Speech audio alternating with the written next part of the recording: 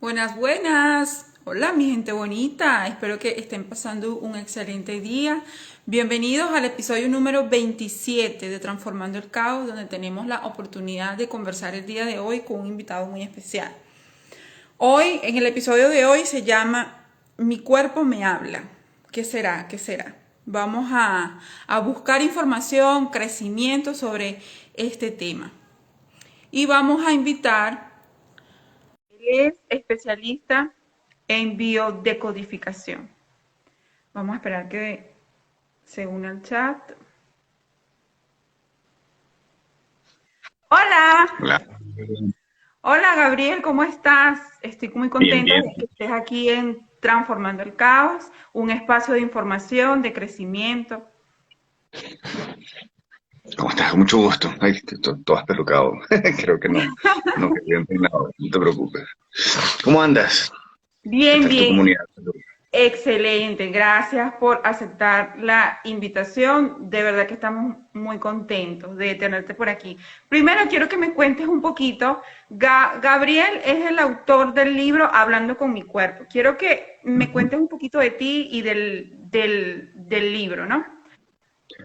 El libro Hablando con mi cuerpo sale tras la necesidad de un poco compartir mi experiencia en el cómo aprendí yo a verme, a mirarme, a ver mi historia familiar, eh, partiendo de, bueno, de los principios de Wilhelm Reich y de toda la historia de lo que es la bioenergética y luego la biodescodificación, pero para poder reconocer qué hay detrás de cada síntoma y sobre todo cuáles son las preguntas que tenemos que hacernos para tomar conciencia de qué hay, o sea, qué implica ese síntoma en nuestra vida. Porque Ok. hay algo importante en la biodescodificación que a mí me parece, este, valga la redundancia, importante recalcar. El proceso es universalizable, pero el contenido es totalmente personal. Es decir, yo te puedo decir, a ti te duele la cabeza y me duele la cabeza. ¿Quiere decir que nos duele la cabeza por lo mismo? No.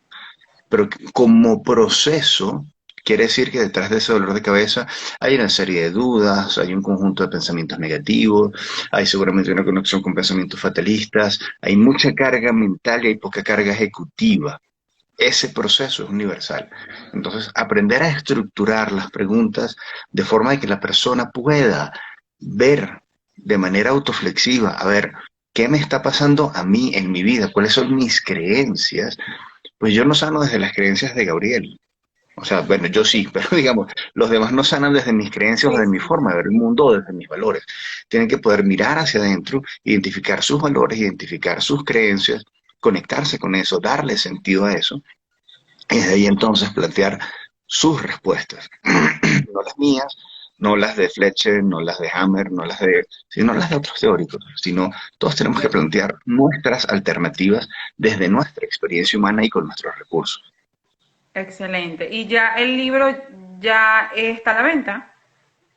El libro va por bueno, estamos coordinando ahora ya la cuarta edición porque el Ok. libro ha estado, arrancó en Venezuela, se agotó en dos oportunidades, no, se agotó, nos venimos a Colombia, se agotó inmediato, salió la tercera Ok. eh, edición O y sea que bueno, también para está los que agotado queremos comprarlo tenemos que estar muy atentos. en físico, por los momentos, los que quedan son los que están en mi biblioteca personal, los que ves ahí en el fondo y un par más, y por los momentos, si no en digital. Estoy ahorita cambiando de editorial porque la verdad la Oveja Negra fue muy incumplida con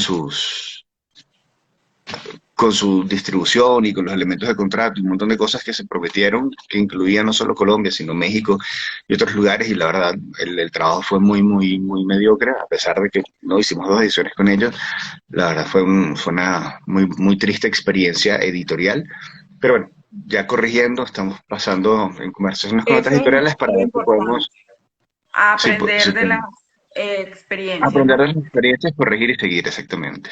Así es. A ver, Gabriel, convérsanos un poco sobre la biodecodificación y cómo a través de ella podemos tomar esas señales que nos da nuestro cuerpo, ¿no? Para sanarlas.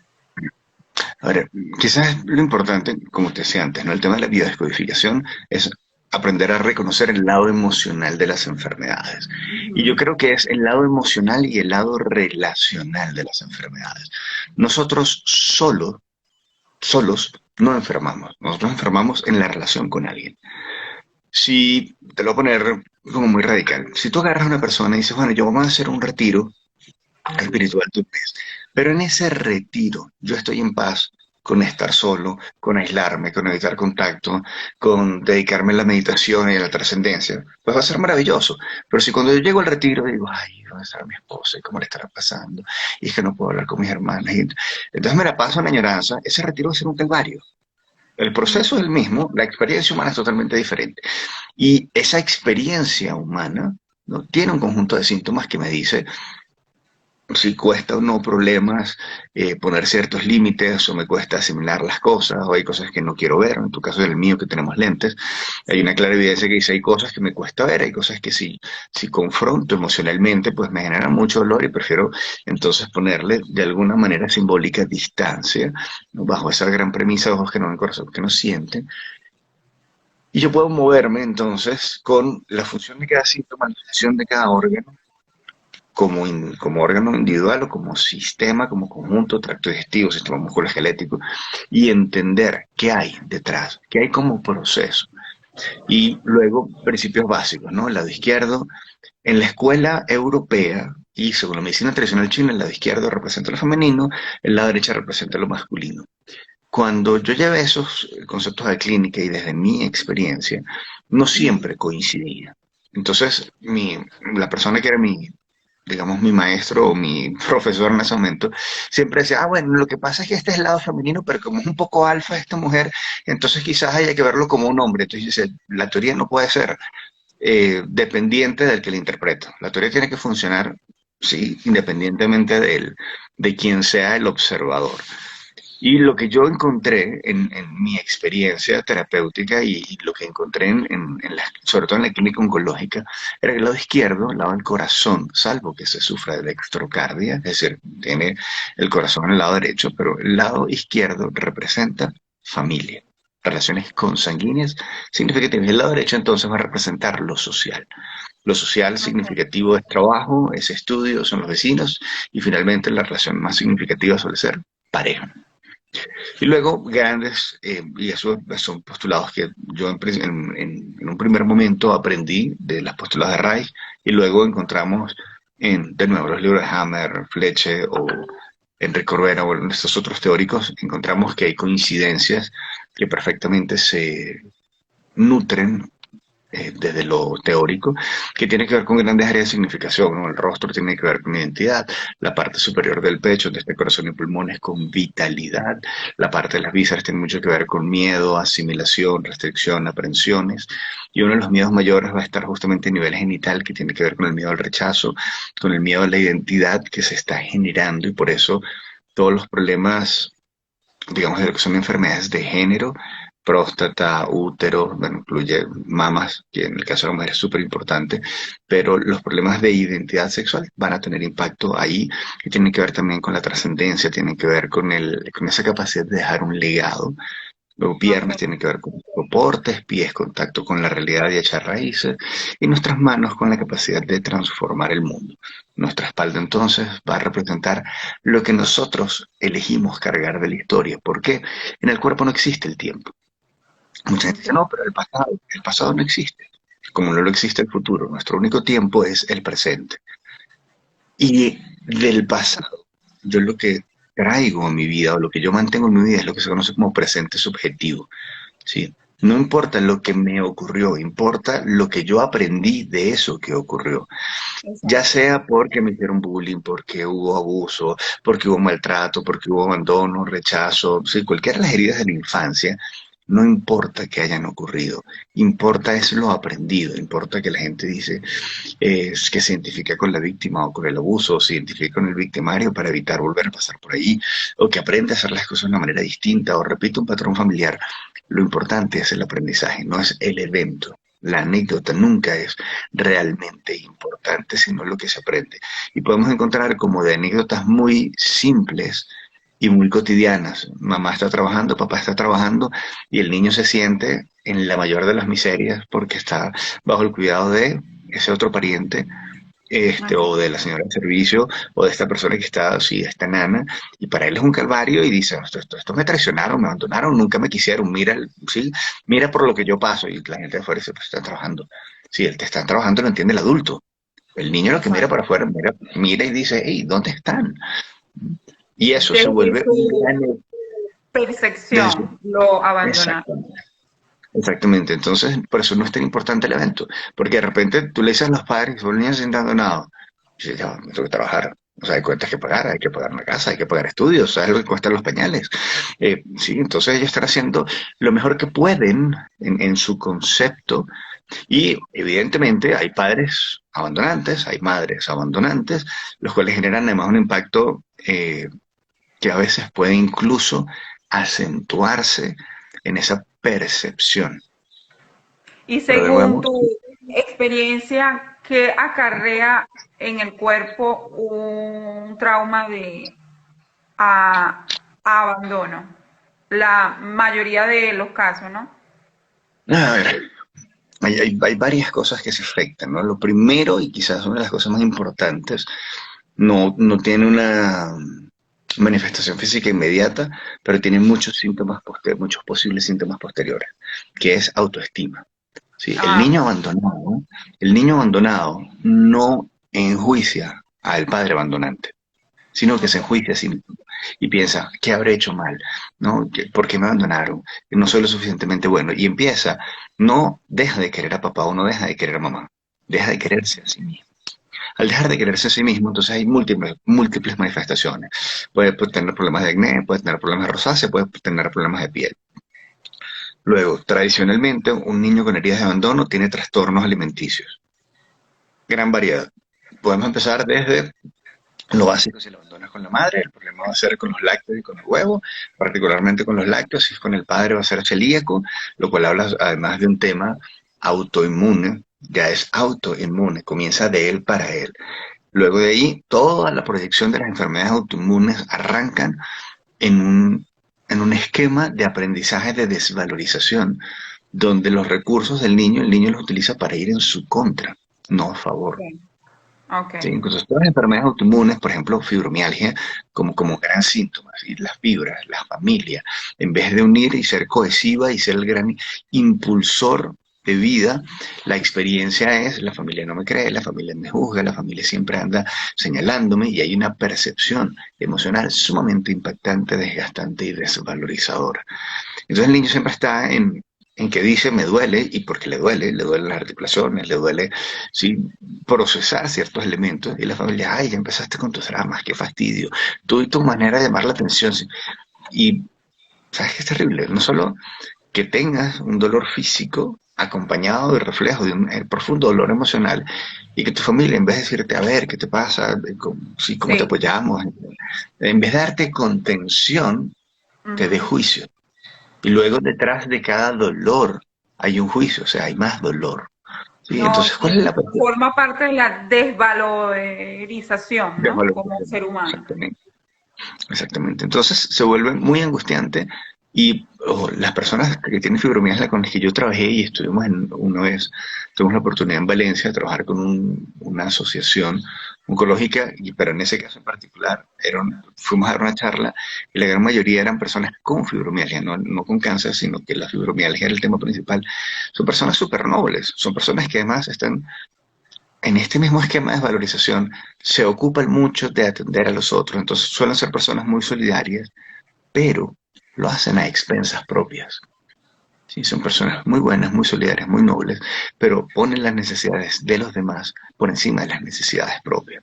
Y ahí, de Ok. nuevo, se traicionan de alguna manera en la atención y satisfacción de esa necesidad.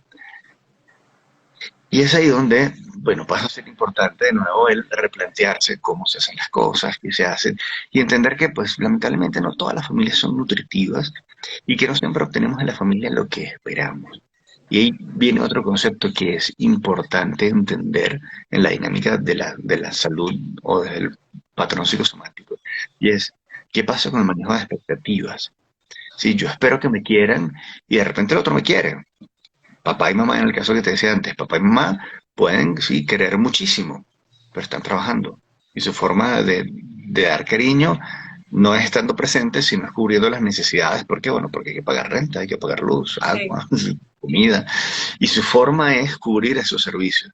Entonces les encantaría estar presentes, no lo hacen por malos, lo hacen porque entienden que hay que pagar una serie de servicios y trabajar en lo que trabajan es la forma. Y eso el niño lo traduce como una expectativa incumplida, como abandono, como muchas otras cosas. Y luego encontramos una repetición de patrones en lo social. Si me busco una pareja trabajólica, me busco una pareja que formalmente declara presencia, pero físicamente está ausente. Es lo que hace es perpetuarse el patrón, por ejemplo, de abandono. Ok.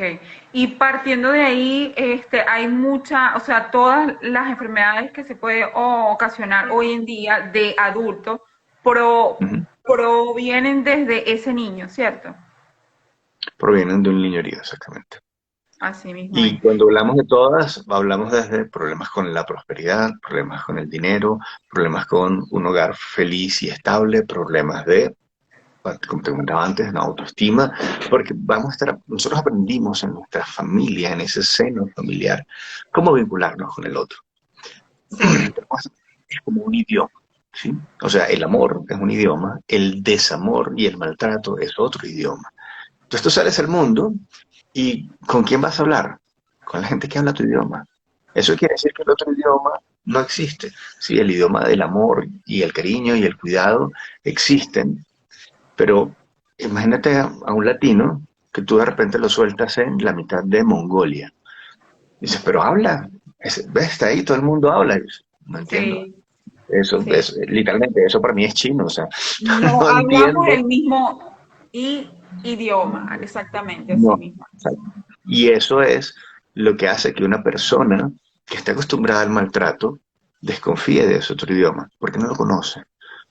Y lamentablemente el idioma del maltrato es tan conocido que genera hábitos, genera patrones, genera respuestas, y así como genera un montón de patologías vinculadas al estrés crónico y a los elevados niveles de cortisol, también genera un esquema de resiliencia, porque la gente aprende a aguantar. La gente que ha sido maltratada por muchos años no siempre se da cuenta del enorme poder y la enorme capacidad de resiliencia que tiene, pues aguantan y toleran y siguen. Evidentemente con un coste emocional muy alto, pero tiene una tolerancia enorme. Si ellos usaran parte de ese poder de aguantar en generar cambios, en aprender a poner límites, pero eso implica aprender a hablar otro idioma. Entonces, ¿cómo habla Sí, uno ese otro idioma? Nosotros decíamos muy en criollo, ¿no? Uno lo habla tarzaneado, mi querer, yo, eso, bonito, sí, relación. Entonces dicen, bueno, no me entiendo, háblame bien. Dicen, no, yo aprender, no sé. Y tratamos de ir mejorando en ese idioma que dice yo querer poner límites, no fastidiarme más la vida. Y el otro dice, no, no sí, entiendo, sigue fastidiando. Hasta que uno aprende a ser efectivo y entiende que poner límites, pues al que normalmente le molesta es al abusivo, ¿no? Las sí. personas, a ver, las personas empáticas entienden que tenemos un punto de vista distinto y lo que hacemos es negociar. Mira, ¿a qué hora nos encontramos? A tal hora. Mira, no, a esta hora no puedo. Y el otro nos dice, no, ¿por qué no? Dice, oh, chévere, ¿a qué hora puede? A esta hora, no, bueno, a esa hora no puedo yo. Bueno, ¿en qué hora nos encontramos? Listo, a esa hora nos vemos. ¿Por qué? Porque tenemos historias distintas, mundos distintos, y eso quiere decir también formas distintas de atender necesidades comunes. Yo Cuando nos estoy muy de vinculamos, acuerdo con lo que tú dices y me aboco a eso especialmente porque lamentablemente tenemos muchas expectativas con las personas y las personas a veces no pueden dar lo que no tienen, independientemente de los padres, de exactamente. la familia, de nuestro núcleo, empezando desde ahí. Y nosotros como a adultos hoy en día tenemos esa responsabilidad de no achacarle nuestros defectos a los demás por el simple hecho de que te lo tienes que calar, ¿sí me entiendes? Ujú. Porque Y nadie aparte, está en dijiste la algo que para mí es muy importante. obligación de hacerlo, ¿no? O de Ujú. aguantarte. Exacto. Pero además dijiste algo que para mí es muy importante. Nosotros como adultos Entonces, si yo como adulto, yo ya no puedo seguir diciendo, es que mi papá no me quiso, es que mi Exacto. mamá me abandonó. No, ya por Dios, ya eres adulto, o sea, suelta eso. Por eso te decía que en el cuerpo no existe, en la experiencia humana no existe el pasado, no existe el presente subjetivo. Cuando yo estoy claro que el presente subjetivo es lo que yo hoy aquí y ahora traigo, rescato de mi pasado, yo puedo seguir yendo a esa herida de abandono, al maltrato, a la humillación, pero es porque yo voy. Eso ya no está en mi vida, ¿sí? Si lo traigo a colación, si lo traigo a mi vida, es porque yo lo traigo. Es porque, es porque lamentablemente aprendí que algo de esa desvalorización todavía está en mí. O porque no soy valioso, o porque justifico la importancia de los demás sobre la mía, o porque me sirve ser una víctima. Hay un punto, y esto yo lo digo con todo el respeto, pero es una realidad un poco dura. El rol de la víctima es un rol muy cómodo. Sí. Y la gente, y aquí, perdón los egos ofendidos, pero lamentablemente es así. Porque es un rol muy cómodo. Porque la víctima es víctima porque hay un victimario, o sea, hay un tercero que me genera algún daño. ¿Sí? Ya sea por maltrato físico, psicológico, mental, emocional, no importa, ¿no? Hay alguien que es el agresor, es el ofensor, ¿no? Y yo como víctima, pues recibo ese ataque, esa ofensa. Si yo cambio el concepto de víctima por el concepto de responsable en mi vida, yo me doy cuenta que yo puedo poner límites, o yo me puedo simplemente apartar de la relación, o yo puedo elegir otra persona. Hay un, por ejemplo, en el tema de parejas, a mí hay un proverbio árabe egipcio, perdón, hay un proverbio egipcio que a mí me encanta que dice, no hables mal de tu pareja, recuerda quién la eligió. La gente Exacto. me dice, no, pero mira la pareja que tengo, y son barbaridades de sus parejas. Entonces la pregunta básica es, ¿y qué haces ahí? O sea, tú Ujú. puedes elegir un distinto, puedes elegir simplemente alejarte y sanar. Si tú te perpetúas en una relación de maltrato, eres tú quien estás eligiendo quedarte en una relación de maltrato. Ah, pero es que la relación de maltrato es con X familiar. Sí, el hecho de que compartan un lazo sanguíneo no quiere decir que la relación sea buena. Ese mito social, nadie te va a querer como tu mamá, Sí. pues lamentablemente no todas las madres son amorosas, cuidadosas y nutritivas, no todos los padres son protectores, amorosos y cuidadores. Entonces, hay gente que te puede cuidar más o te puede querer mejor. Pero yo tengo que asumir, ok, ya va. Quiero una relación más sana, quiero una relación más nutritiva o quiero una relación que equipare mis expectativas. El tema es cuando tenemos el hábito de dejar de querernos, las expectativas de la relación no son muy altas y por lo general tendemos a conformarnos con que nos validen, aunque sea para maltratarnos, ¿sí? Que es el principio de la economía de las caricias. En la economía de las caricias importa más tener la caricia, entendiendo caricia no solo el contacto físico, sino la validación de la relación. Termina siendo mucho más importante que la calidad de la relación. Cuando mi ego está muy maltratado, pues con que alguien me preste atención es suficiente. Cuando mi ego, y voy a corregir, cuando mi autoestima, ¿no?, está sana, yo no necesito competir con el otro. Yo elijo y me encuentro con un otro en relaciones sanas. Entiendo que él tiene sus necesidades, que ella tiene sus necesidades, yo tengo las mías, y vamos respetándonos mutuamente y creciendo en conjunto. ¿Eso quiere decir que vamos a tener diferencias de opinión? Evidentemente sí, pero también entiendo que sus diferencias de opinión, o que nuestras diferencias de opinión, son simplemente criterios distintos, y eso no nos hace terrible. Wow, ¿Ok? aquí nos están escribiendo un caso. Nos dicen, soy víctima de violencia de género por parte de un hijo. Lo denuncié. El resto de la familia me dejó de hablar. Fíjense, Wow, aquí qué, qué fuerte, ¿no? hay algo que es lamentablemente muy común, ¿no? Y es el manejo de los mitos y el manejo del silencio, ¿sí? Esta Ok. señora, víctima de una cuota de violencia, eh, por lo menos emocional, declarada, y si, si hizo una denuncia, además debía haber alguna forma de violencia física, en vez de contar, en vez de la familia hacer presión social por decirle a este chico, mira, respeto a tu madre, fíjate lo que está pasando, ella puede pensar distinto, hacer las cosas diferente ahora, eso es su intimidad o eso. Sí, en vez de educar hacia la conciencia, la mala es ella por denunciar que hay una crisis. Y es un poco lo que Salvador Minuchin y Virginia Satir dicen es, cuando hay una persona enferma, esta persona es solamente la portadora del síntoma, ¿sí? El que está enfermo es el Ok. sistema. Y aquí lo comenta ella. Cuando ella deja en evidencia lo que está pasando, la mala es ella. Entonces todo el sistema se vuelve el victimario a atacarla. Y lamentablemente, pues eso ocurre con mucha frecuencia y no debería ser. Pero por lo Sí, general, un sistema, en este caso, que está muy apegado a la tradición y está muy apegado a el querer mostrar una imagen social no cuestionable, termina siendo sumamente punitivos con los miembros de ese sistema, con los miembros en este caso de esa familia, y hacen cosas muy terribles, ¿sí? Como sí, eso, es ¿no? lamentable. En vez de execrar al maltratante, execran a la víctima, como si ya no fuera suficiente la cuota de maltrato que pasó. Lo cual, y esto es parte de lo que es interesante cuando uno está haciendo terapia, ¿no?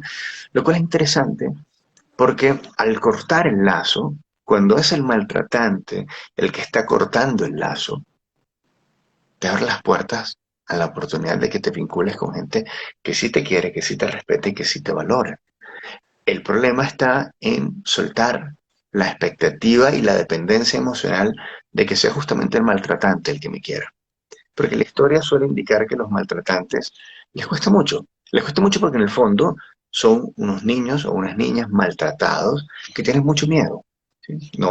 Sí, No está la pretensión de emitir un juicio en contra de los maltratadores, pero tampoco de justificarlos. Sí, yo sí, entiendo que ellos pasaron un mal rato, pero entiendo que también pudieran, en vez de identificarse con el maltratante o con el agresor, pudieran identificarse con lo que le pasa a la víctima porque pasaron por ahí. Es decir, voy a romper el ciclo. Cuando me maltrataron, yo voy a cuidar, porque sí, es la forma antagónica de romper esa dinámica. excelente, Gabriel, excelente. Tú sabes que dentro del podcast y dentro de Transformando el Caos se logra educar a las personas, ese es el objetivo, ¿no? Objetivo. Hacia lo que son las emociones, porque hay muchas creencias desde niños que hay emociones buenas, emociones malas, y las emociones son emociones, simple y llanamente Ujú. eso, están para sentirlas, para gestionarlas. Desde tu punto de vista, ¿cómo sanar una enfermedad a través de la sanación de las Emoción. emociones, ¿no? Sí, A ver, hay algo que es súper, súper importante. No hay emociones buenas ni emociones malas. No es que, hoy yo exacto. no puedo sentir tristeza. No, sí, desde la tristeza. A ver, la tristeza tiene dos caras. Una es dolorosa, es incómoda, pero en la tristeza yo reflexiono. Yo no reflexiono en la alegría. Yo no reflexiono en la rabia. Sí, yo reflexiono cuando estoy triste. Digo, caramba, ¿qué salió mal? ¿Qué puedo corregir? Entonces la tristeza, cuando aprendemos a reconocer que es un espacio de reflexión, la tristeza se vuelve un espacio de esperanza, porque es en esa emoción en la que yo reconozco e identifico que puedo hacer las cosas de manera diferente. La ira, la gente te dice, ay, no, no te molestes, tienes que estar feliz. Yo, si estoy feliz todo el tiempo, termino teniendo una actitud maníaca, lo cual también es descompensante. Entonces la alegría tampoco se sostiene en el tiempo, las emociones Sí. son transitorias. Lo que es patológico y lo que se vuelve un desgaste es quedarme enganchado en una emoción. Entonces, ¿qué ocurre? En la ira, yo tengo dos tipos de ira, o yo tengo dos tipos de rabia. Yo tengo una rabia destructiva, que es a quien la gente le suele tener miedo, pero vamos un momento a la génesis de dónde viene realmente esta ira. Cuando aparece una amenaza, lo que se activa Mm. es el miedo. Y la gente dice, no, no puedes sentir miedo porque eso te hace débil. No, señores, sientan miedo porque hay una amenaza. Entonces, ¿qué hago yo? Huyo de la amenaza.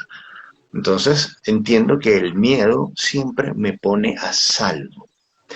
Si yo logro, como decía Freud, identificar la fuente de mi amenaza, es un miedo real, y si mi amenaza está en mi mente y es solamente parte de mi constructo intelectual, entonces es un miedo neurótico. Pero incluso en ese sentido, ¿no? Yo estoy actuando en base a mis referencias y me estoy poniendo a salvo de mis creencias. Si quiero resolver eso, lo primero que voy a hacer es resolver mis creencias. ¿no? Y cómo eso Exacto. luego afecta al cuerpo. Entonces yo, más que trabajar con la emoción, yo trabajo con cuál es el evento que gestiona o cuál es el evento que deriva esa emoción. Porque desde el miedo yo lo que busco es la preservación. Ahora, cuando esta amenaza viene y me ataca y me arrincona, ¿qué aparece? La rabia, para pelear. Y yo peleo atacando la base de mi miedo. Entonces sentir rabia, cuando está correctamente canalizada, también es bueno. Yo tenía un paciente que recuerdo que él en su miedo a que le pasarle lo que le pasó al papá, que era un hombre, ¿no? Que estaba mucho tiempo en las petroleras, en una familia muy próspera, hubo un cambio de entorno global, papá pierde, o sea, lo sacan de la petrolera, entonces pasan a ser una familia muy pudiente, a ser una familia que lo pierde todo. Y esta señora, en el miedo de que le pasara lo mismo que le pasó a su padre, construyó una empresa, y dos, y tres, y cuatro, y cinco, y se compró una casa, y luego era muy cómico porque tenía tres casas en la misma ciudad. Pero él decía, pero es que yo no puedo perder mi casa. Entonces tenía tres casas totalmente equipadas, con todo, y la gente de afuera lo veía a él como, wow, era un señor súper próspero. Y él parecía un conejito asustado. Él siempre decía, pero yo sé que pueden haber factores externos que me pueden quitar esta estabilidad familiar. Entonces lo que hicimos fue cambiar el miedo por la capacidad de disfrute de lo que ya tenía y ahora poder mantener esas estructuras, porque bueno, ya tiene cinco empresas, más de 1000 empleados, la posibilidad de que se caigan las cinco a la vez es lamentablemente no es imposible en ciertos países, sabemos de lo que hablamos, pero Sí. digamos no es tan probable. Entonces, Qué el importancia miedo, esto de lo que dices, porque fíjate que tú no ves hacia la emoción, sino hacia el evento que ocasiona eso, ¿no? el evento y la interpretación del evento. O sea, voy a cuál es Ok. el aprendizaje que sacamos del evento para corregir esos aprendizajes. Pongo un caso, porque el cambio además fue muy interesante.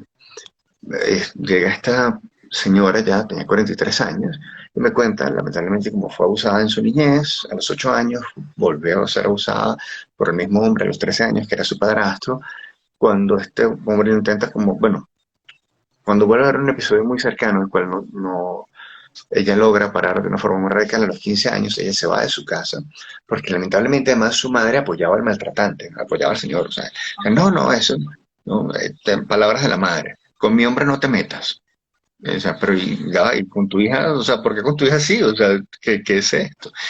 Y esta niña de 15 años sale de su casa y lo único que se lleva son los libros del colegio. No se lleva ropa, se va con lo puesto, pues son los libros del colegio. Esta niña estudia, trabaja de mil cosas, jamás se prostituye, jamás se droga, y luego entra a estudiar y estudia derecho y se vuelve una abogada y estudiando derecho se hace, sí, de su noviecito se convierte en fiscal para atacar a los abusadores y se convierte en abogada defensor justamente de juventud maltratada. Entonces ella cambia su historia. Pero cuando ella me cuenta todo esto, ella todavía tenía muchísima rabia, ella me habla de la víctima. Yo le digo, oye, qué pena, pero yo no escucho a la víctima. Lo cual la ofendió. Me dice, ¿cómo que no? La víctima no me estás escapando. Y salto a esta rabia, ¿no? Le digo, yo escuché a una guerrera, escuché a una luchadora, escuché a una niña que no sé qué hizo cuando tenía 8 años, pero le pudo dar un parado a un tipo de 1,90 m y 130 kilos, ¿sí? Pesando 50 kilitos. Entonces, si te pones a ver tu historia, durante 3 años lograste mantener a raya a un tipo que ni tu mamá podía mantener a raya, y luego, en la insistencia, tú decidiste hacer una vida aparte y no destruirte en el camino, sino construirte en el camino. Y mira, sí, el tipo de guerrera. Y entender, o sea, cambiar ese enfoque, ella dijo, la verdad es que soy una guerrera. Fui víctima en ese momento, cuando tenía 8 años y cuando tenía 13, pero ya no lo soy. Cambió su postura, su forma de respirar. O sea, te lo entró a terapia una y ya ese día salió otra persona. Tan otra persona que en la segunda sesión llegó vestida totalmente diferente, ya no necesitaba como conectarse con ese tema que la victimizó durante mucho tiempo, que era la sexualidad, porque al principio se vestía como muy, eh, de una manera muy exuberante, si se quiere.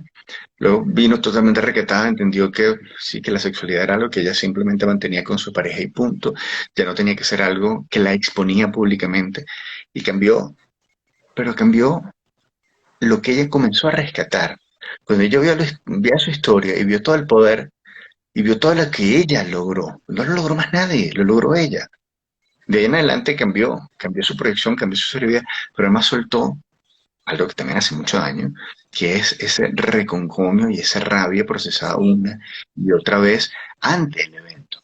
Eso quiere decir que no le pasaron cosas terribles, no le pasaron cosas muy terribles. Fue víctima, sí lo fue, del verbo ya no.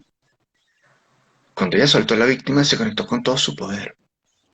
Por eso es algo Yo que creo tiene que que ser. ahí esa es la parte más importante que rescato, que es que ella aprendió a dejar de ser víctima y a ver las cosas desde otro punto, ¿no? De vista.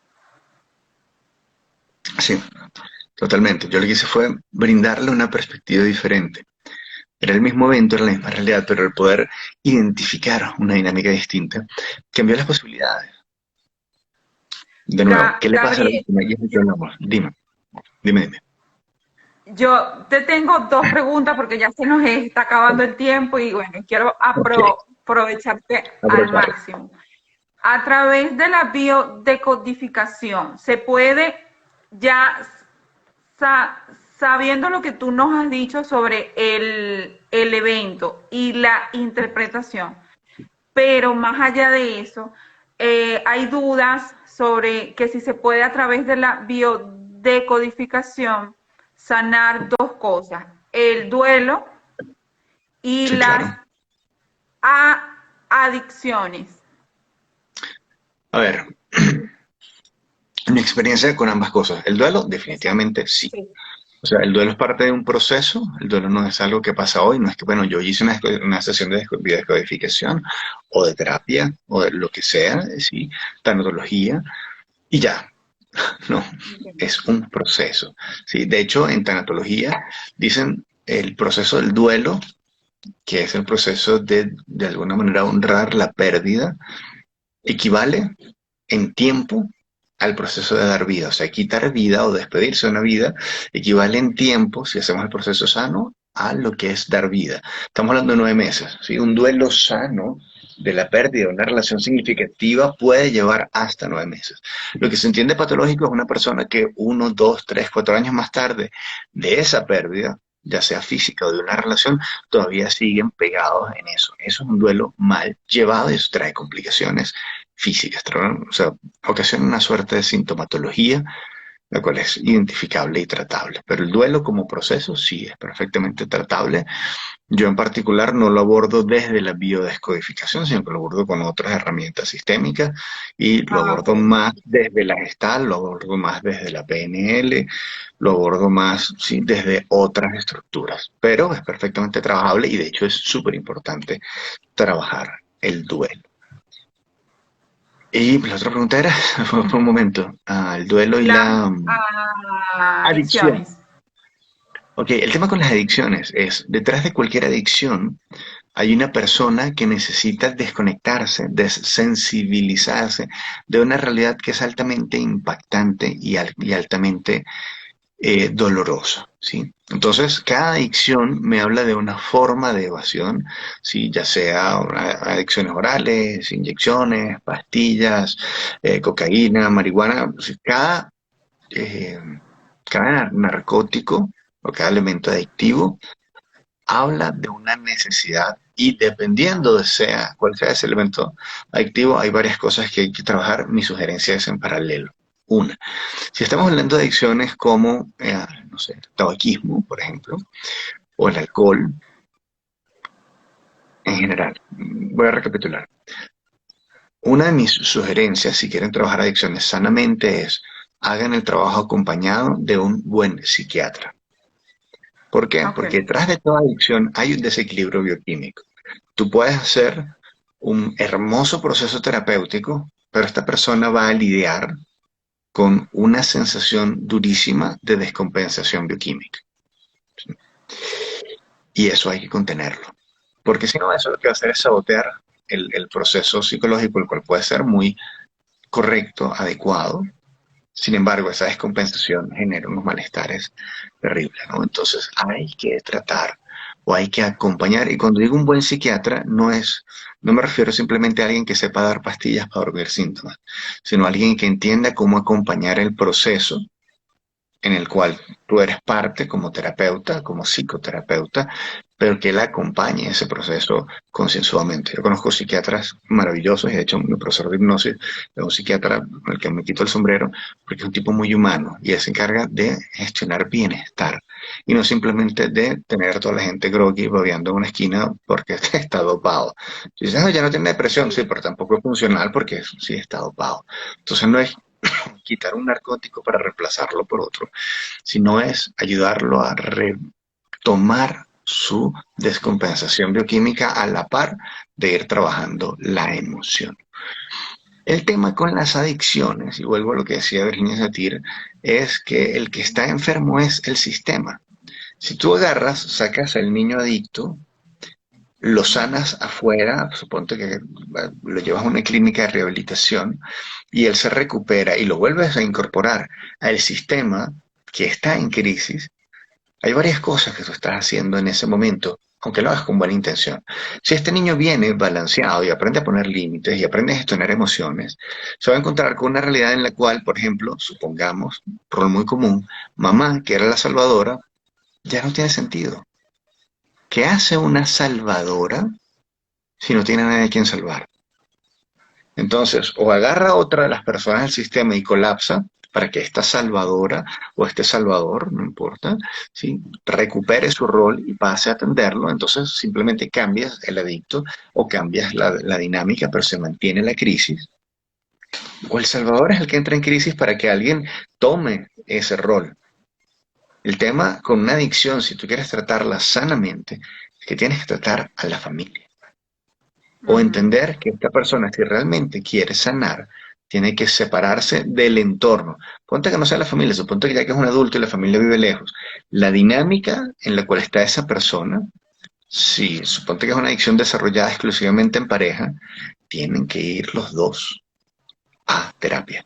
Si va uno solo, cuando regrese, imagínate una persona que la recupera de una adicción del alcohol y llega y está su pareja, y su pareja a la primera noche le dice, qué bueno que te recuperaste, vámonos de rumba.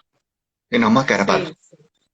Entonces, hey, ya va, me estoy recuperando, no, pero por eso vamos a celebrar el sol esta nochecita, tú sabes, una cosa tranquila. No, una cosa tranquila no existe. O sea, es una persona que tiene un proceso de desintoxicación física y desintoxicación emocional. Si tú la, de nuevo, rodeas de un entorno tóxico, pues lamentablemente esa toxicidad lo va a afectar. Y eso a veces implica tomar conciencia de que para sanar personalmente hay que romper ciertos lazos. Y no todo el mundo está dispuesto a eso. Y mucha gente dice, pero ¿por qué si hay personas que están claras de que la relación es tóxica, se mantienen ahí? Y el tema es justamente la esperanza. Es que recuerdo que alguna vez fui feliz, entonces puede ser que yo pueda volver a ser feliz aquí. Si la relación se deterioró, si la relación se desgastó y no se hace terapia y no se hace un proceso de toma de conciencia, de asumir nuevas responsabilidades, de generar nuevos acuerdos, lamentablemente no se va a sanar. Sí, es crónica de una muerte anunciada. Va a terminar regenerándose o colapsando de alguna manera distinta. ¿Quiere decir que puede sanar? Sí, pero no se va a sanar si simplemente se hace lo mismo.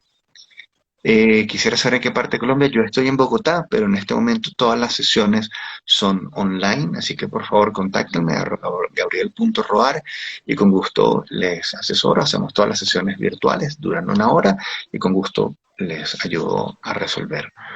Entonces te decía, Excelente. ¿es, Aquí es posible este sanar? live Sí, va pero a va a quedar estar grabado. grabado y ahí, sí. Súper.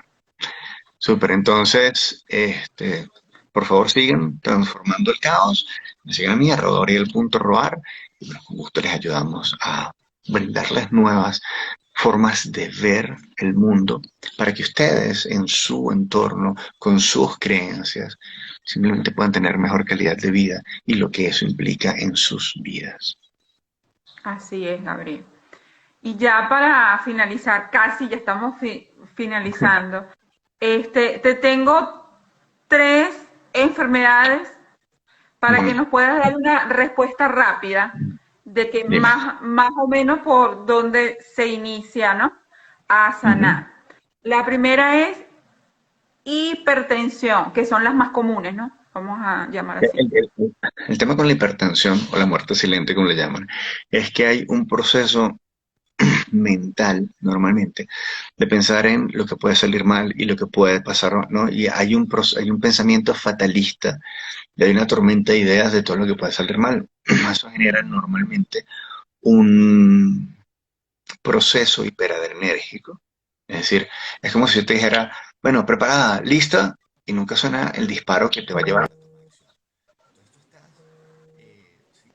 espacio a punto de, pero no hay una ejecución. Y entonces, ¿qué hay detrás de la hipertensión? Hay una lluvia de pensamientos fatalistas, pero hay poca acción. Hay que, sobre todo, permitirse actuar para soltar el miedo a equivocarse y entender que equivocarse es parte del proceso. Pero es algo que hay que hacer. Trabajar en eso. Es justamente actuar. Ok. Es La, la cambiar la premisa siguiente, y así es. La siguiente, hipotiroidismo. ok, la tiroides es como el gran director de orquesta que regula la velocidad de los procesos metabólicos. Es decir, cómo yo incorporo el mundo y lo vuelvo algo nutritivo para mí. El hipotiroidismo es que ese proceso tiene un ralentí y que la gente, si la persona siente que actúa más lento y que la vida va rápida. Y sí, es una experiencia humana en la cual sienten que ya hay como un adormecimiento, por decirlo de alguna manera. El hipertiroidismo es una persona que es muy acelerada, muy rápida, y lo podemos poner en el otro punto, ¿no? Es la persona que hiper e hipo, lo que le cuesta es reconocer los procesos y los tiempos de esos procesos. ¿Sí? Uno porque siente que él va muy lento y otro porque siente que el mundo va muy rápido. Va muy rápido. Excelente. Aquí nos dice Daisy el insomnio. El insomnio normalmente ocurre como un proceso donde hay mucha actividad cerebral y donde además hay una serie de creencias, eh, podemos decir, limitantes, cosas como no puedes descansar hasta que lo logres, tienes que resolver. ¿No? Tienes que entender que el descanso es parte del proceso, si no lo que vas a terminar haciendo es un síndrome de burnout, entonces te vas a quemar en el proceso. No, hay mucha actividad mental y hay una serie de hábitos mentales y emocionales e incluso nutritivos que no están alineados al descanso. Se Excelente, puede Gabriel. trabajar perfectamente. Para Rojas Enma, la artritis en las manos. Último y nos vamos. Ok, las manos son nuestra capacidad de cambio y transformación. Yo genero acuerdos, pido, doy o ataco. Detrás de la artritis, lo que hay es el dolor por hacer esto, por articular, ¿no? Es como gran resumen el proceso de autocrítica por no lograr los resultados esperados. ¿Sí? Y si hago esto, entonces mejor no. Y si lo hago y no obtengo el resultado, en vez de pensar, bueno, si lo hago de esta manera y no sale lo que esperaba, aprendo y corrijo. Ok, Si lo hago de esta manera y lo que hago es aprendo y me enjuicio, ¿sí? Tu mente te va a mandar un mensaje que dice, que te duelen las manos para que no hagas eso.